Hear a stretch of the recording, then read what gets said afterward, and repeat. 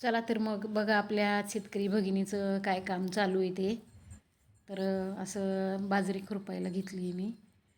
आज लेबर बघितली होते बायका, पण त्या काय आलेल्या नाहीत. आमच्याकडे बटाटे काढायची चालू होती इकडं बाकीच्या शेतकऱ्याची.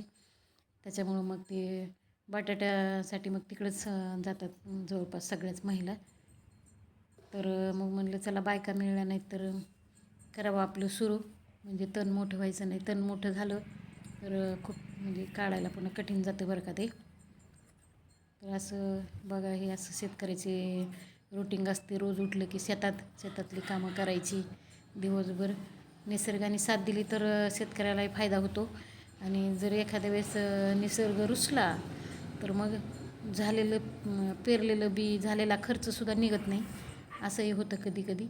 पण शेतकरी हा एकमेव असा म्हणजे आहे, त्याला राजा का म्हणतात, कारण शेतकऱ्याला किती संकट येऊ द्या किंवा काही असू द्या तरी शेतकरी राजा ते संकट धरून बसत नाही आणि पुन्हा नव्याने सुरुवात करतो.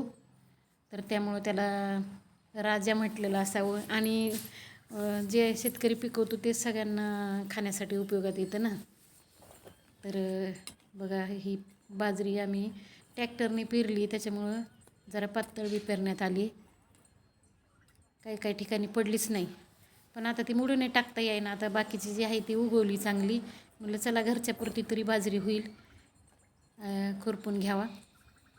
मग चांगलं जरा थोडं वाढतेलं बाजरी, म्हणून चालली आपली ही बाजरी काढायचं. तर असं शेतकऱ्याचं जीवन असतं बरं का. रोजचं आपलं शेतातली कामं, दिवस ऊन ताण काही असू द्या तर चालूच असतात. पण एक मात्र की जी अशी रोज कंटिन्यू कामात असतात त्यांच्या तब्येतीला कुठले गोळीची औषधाची शक्यतो गरज पडत नाही. कारण निसर्गाच्या ह्या सानिध्यातलं वातावरण असल्यामुळं खूप छान तब्येती राहतात.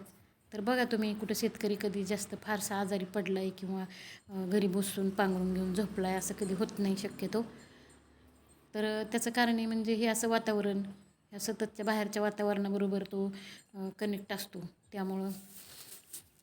तर बघा, ही आपली बाजरी खुरपायचं चालू झाले. तर तुम्हाला असेच नवनवीन व्हिडिओ जर बघायचे असतील तर आपल्या ह्या शेतकरी भगिनीला सबस्क्राईब करा, लाईक करा आणि ही व्हिडिओ शेअर करा. आणि असेच शेवटपर्यंत व्हिडिओ बघा. तर धन्यवाद सर्वांचे.